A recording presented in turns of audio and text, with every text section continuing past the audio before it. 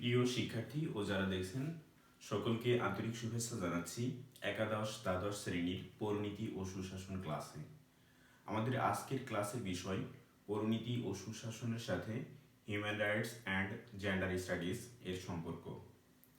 পরিনীতি ও সুশাসনের সাথে human rights and gender studies এর সম্পর্ক নির্ণয় করতে হলে আমাদের প্রথমেই পরিনীতি ও সুশাসন কি তা বুঝতে হবে। সাথে সাথে human rights and gender studies বিষয়েও জ্ঞান থাকতে হবে। তাহলে প্রথমে আমরা জানি পরিনীতি ও সুশাসন বলতে কি বুঝি। ইতোপূর্বে আমরা বিভিন্ন ক্লাসে পরিনীতি ও সুশাসনের সংজ্ঞা প্রদান করেছি। তারপরও আবারও বলছি, পরিনীতি ও সুশাসন হলো জ্ঞানের সেই শাখা যেখানে নাগরিকের অতীত, বর্তমান, ভবিষ্যৎ, স্থানীয়, জাতীয়, আন্তর্জাতিক মানবতা ইত্যাদি বিষয় আলোচনা করা হয়। অপরদিকে আমরা দেখি human rights and gender studies. Human rights Bangla করলে হয় মানব অধিকার, অ্যান্ড জেন্ডার স্টাডিজ, এবং জেন্ডার স্টাডিজ বলতে আমরা অধ্যয়ন বুঝি, অর্থাৎ জেন্ডার অধ্যয়ন, জেন্ডার শব্দের আবিধানিক অর্থ হলো লিঙ্গ বা সামাজিক চিহ্ন, বা এটি একটি মনস্তাত্ত্বিক বা সাংস্কৃতিক বোধ বা বিষয়। তাহলে আমরা দেখি পরিনীতি ও সুশাসনের সাথে হিউম্যান রাইটস অ্যান্ড জেন্ডার স্টাডিজের সম্পর্ক বিষয়গুলো কোথায়। সম্পর্ক বলতে আমরা দুইটি বিষয় বুঝে থাকি, সেখানে সাদৃশ্য বা বৈসাদৃশ্য উভয় থাকতে পারে। সহজে বলতে পারি মিল বা অমিল বা পার্থক্য উভয়ই থাকতে পারে। তাহলে আমরা দেখি পরিনীতি ও সুশাসনের সাথে human rights and gender studies এর সম্পর্কের বিষয়গুলো কি। প্রথমেই আমরা দেখি উৎপত্তিগত সম্পর্ক, সংজ্ঞা, বিষয়বস্তুগত সম্পর্ক, প্রয়োজনীয়তা, লক্ষ্য উদ্দেশ্য, পরিধি, অধ্যয়ন পদ্ধতি, সহায়ক ও পরিপূরক সম্পর্ক। তাহলে এই সম্পর্ক আলোচনা করতে যে আমরা প্রথমেই সম্পর্কের মধ্যে সাদৃশ্য বা মিল কোথায় আছে, মিলের বিষয়গুলো দেখি। প্রথমেই দেখি উৎপত্তিগত। আমরা জানি উৎপত্তিগতভাবে পরিনীতি ও সুশাসন সামাজিক বিজ্ঞানের একটি শাখা। ঠিক তেমনিভাবে হিউম্যান রাইটস অ্যান্ড জেন্ডার স্টাডিজও সামাজিক বিজ্ঞানের একটি শাখা। তাহলে উৎপত্তিগতভাবে উভয়ই সামাজিক বিজ্ঞানের শাখা, অর্থাৎ উভয়ের মধ্যেই সামাজিক বিজ্ঞানের শাখা হিসাবে মিল বা সাদৃশ্য রয়েছে। এরপর আমরা দেখি সংজ্ঞা। সংজ্ঞার ক্ষেত্রে বলতে পারি নাগরিকের ইতিবাচক পরিবর্তন এর সাদৃশ্য রয়েছে। সেটি কিভাবে? নাগরিকের ইতিবাচক পরিবর্তন বলতে আমরা এখানে পরিনীতি ও সুশাসনের যে আলোচ্য বিষয় সেটি থেকে বুঝতে পারি যে পরিনীতি ও সুশাসন যেহেতু নাগরিকের অতীত, বর্তমান, ভবিষ্যৎ, স্থানীয়, জাতীয়, আন্তর্জাতিক বিষয়াবলী, নাগরিকের অধিকার, দায়িত্ব, কর্তব্য, সাম্য, স্বাধীনতা, আইন ইত্যাদি বিষয় নিয়ে আলোচনা করে, তাহলে নাগরিকের ইতিবাচক পরিবর্তন ঘটে। অপরদিকে human rights and gender studies এর ক্ষেত্রেও নাগরিকের ইতিবাচক মানসিকতার পরিবর্তন ঘটে থাকে, নাগরিকের মধ্যে সচেতনতা সৃষ্টি হয় এবং মৌলিক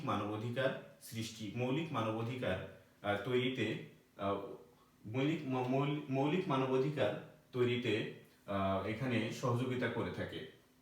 এরপরে আমরা দেখি বিষয়বস্তুগত সম্পর্ক।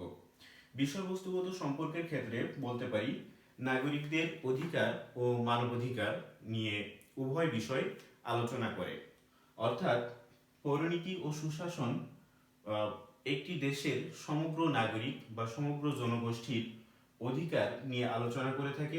অপরদিকে human rights and gender studies নাগরিকের মানবাধিকার এবং নাগরিকের মধ্যে নারী পুরুষ সমতার ক্ষেত্রে আলোচনা করে থাকে। এরপর আমরা দেখি উভয় শাস্ত্রের প্রয়োজনীয়তা কি। প্রয়োজনীয়তার ক্ষেত্রে তাদের মধ্যে সাদৃশ্য বা মিল রয়েছে যে উভয় শাস্ত্রই মানব কল্যাণে বা মানুষের সার্বিক কল্যাণে কাজে লেগে থাকে। এরপর আমরা দেখি লক্ষ্য ও উদ্দেশ্য। লক্ষ্য উদ্দেশ্যের ক্ষেত্রে আমরা বলতে পারি পরিনীতি ও সুশাসন মানুষের সার্বিক কল্যাণ নিশ্চিত করে, অপরদিকে হিউম্যান রাইটস অ্যান্ড জেন্ডার স্টাডিজও মানুষের সার্বিক কল্যাণ নিশ্চিত করে থাকে। এরপর আমরা দেখি অধ্যয়ন পদ্ধতি।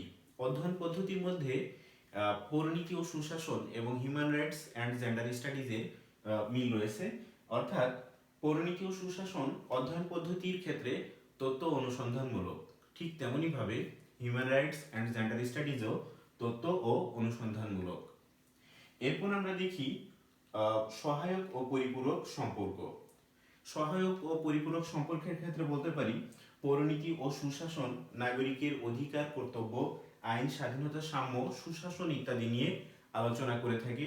ঠিক তেমনি হিউম্যান রাইটস অ্যান্ড জেন্ডার স্টাডিজও নাগরিকের মৌলিক মানবাধিকার, নাগরিকের বিভিন্ন আইন, নাগরিকের স্বাধীনতা, নাগরিকের সাম্য এবং সুশাসনকে সংহত করার জন্য, সুশাসনকে সুনিশ্চিত করার জন্য, পরিপূর্ণ করার জন্য আলোচনা করে থাকে। প্রিয় ছাত্রছাত্রী, তাহলে আমরা পৌরনীতি ও সুশাসনের সাথে human rights and gender studies বিষয়টির সাদৃশ্য বা মিল আমরা দেখলাম। এরপর আমরা দেখব তাদের মধ্যে বৈসাদৃশ্য বা অমিল বা পার্থক্যের বিষয়গুলো কি। প্রথমেই যদি আমরা বলি উৎপত্তিগত পার্থক্য, তাহলে উৎপত্তিগত পার্থক্যের ক্ষেত্রে আমরা বলতে পারি পৌরনীতি ও সুশাসন বিষয়টি বা জ্ঞানের এই শাখাটি অতি প্রাচীন কাল থেকেই উৎপত্তি লাভ করেছে, কিন্তু human rights and gender studies উৎপত্তি লাভ করেছে সাম্প্রতিক কালে।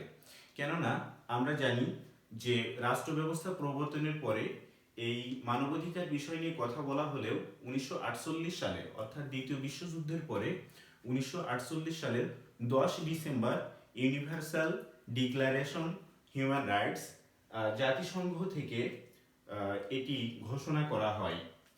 এরপর 1990 দশকের পরে এসে অর্থাৎ 1990 সালের পরে ওয়েস্টার্ন বিশ্ববিদ্যালয়গুলো, পশ্চিমা দেশের বিশ্ববিদ্যালয়গুলোতে জেন্ডার স্টাডিজ নিয়ে পড়াশোনা করা হয়, অর্থাৎ জেন্ডার চর্চা সেখানে শুরু হয়।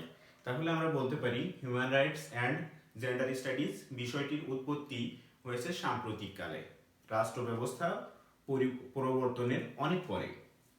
এরপর আমরা দেখি সংজ্ঞার দিক থেকে পৌরনীতি ও সুশাসনের সাথে হিউম্যান রাইটস অ্যান্ড জেন্ডার স্টাডিজের পার্থক্য রয়েছে। পৌরনীতি ও সুশাসনের ক্ষেত্রে আমরা বলেছি নাগরিকের অতীত, বর্তমান, ভবিষ্যৎ ইত্যাদি নিয়ে আলোচনা করে, কিন্তু human rights and gender studies human rights আলোচনা করে শুধু মৌলিক মানবাধিকার নিয়ে, আর জেন্ডার স্টাডিজ এই আন্তঃবিষয়ক অধ্যয়ন এটি আলোচনা করে নর নারী এলজিবিটি নিয়ে। এলজিবিটি যদি আমরা ইলাবরেশন করি তাহলে lesbian, gay, bisexual and transgender এই বিষয়গুলো নিয়ে হিউম্যান রাইটস অ্যান্ড জেন্ডার স্টাডিজের জেন্ডার স্টাডিজ বিষয়টি আলোচনা করে, এবং এটি একটি সাম্প্রতিক আলোচ্য বিষয় বা সাম্প্রতিক উন্নয়ন সংস্থাগুলো এই বিষয়টিকে ব্যাপকভাবে আলোচনা করছে সুশাসন নিশ্চিত করার জন্য। এরপর আমরা দেখি বিষয়বস্তুগত পার্থক্য বা বৈসাদৃশ্য। বিষয়বস্তুগত পার্থক্যের ক্ষেত্রে আমরা বলতে পারি পৌরনীতি ও সুশাসন নাগরিকের অধিকার, কর্তব্য, স্বাধীনতা, সাম্য ইত্যাদি ব্যাপকভাবে আলোচনা করে। অপরদিকে আমরা হিউম্যান রাইটস অ্যান্ড জেন্ডার স্টাডিজের ক্ষেত্রে বলতে পারি মৌলিক মানবাধিকার, নারী ও পুরুষের সমান অধিকার ইত্যাদি বিষয় নিয়ে আলোচনা করে। অর্থাৎ হিউম্যান রাইটস শুধুমাত্র মানুষের মৌলিক অধিকার, যেটা জন্মগত অধিকার, সেই অধিকারের বিষয় নিয়ে আলোচনা করে, আর জেন্ডার চর্চা বা জেন্ডার স্টাডিজ আলোচনা করে নারী এবং পুরুষের সমান অধিকার নিয়ে। অর্থাৎ পৌরনীতি ও সুশাসন যেখানে সামগ্রিক সকল মানুষের, সকল নাগরিকের অধিকার, কর্তব্য নিয়ে আলোচনা করে, অপরদিকে আমরা দেখছি human rights and gender studies আলোচনা করে সুনির্দিষ্টভাবে নারীর জন্য, নারীর অধিকার এবং পুরুষের অধিকার সুনিশ্চিত করার জন্য। এরপর আমরা দেখি প্রয়োজনীয়তা। প্রয়োজনীয়তার ক্ষেত্রে আমরা বলেছি যে এদের মধ্যে যে সম্পর্ক রয়েছে সেটা হলো উভয়ই মানব কল্যাণে ব্যাপকভাবে প্রয়োজন রয়েছে উভয় বিষয়ের।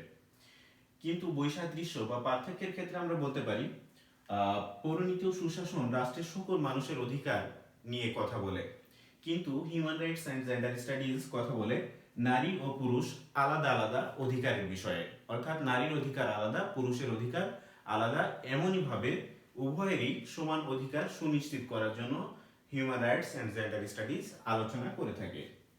এরপর আমরা দেখি লক্ষ্য উদ্দেশ্যগত পার্থক্যের মধ্যে আমরা বলতে পারি পৌরনীতি ও সুশাসন সুনাগরিকের শিক্ষা প্রদান করে, অপরদিকে human rights and gender studies সচেতনতা সৃষ্টির মাধ্যমে মানব কল্যাণ করে থাকে বা সুনাগরিক গড়ে তোলে।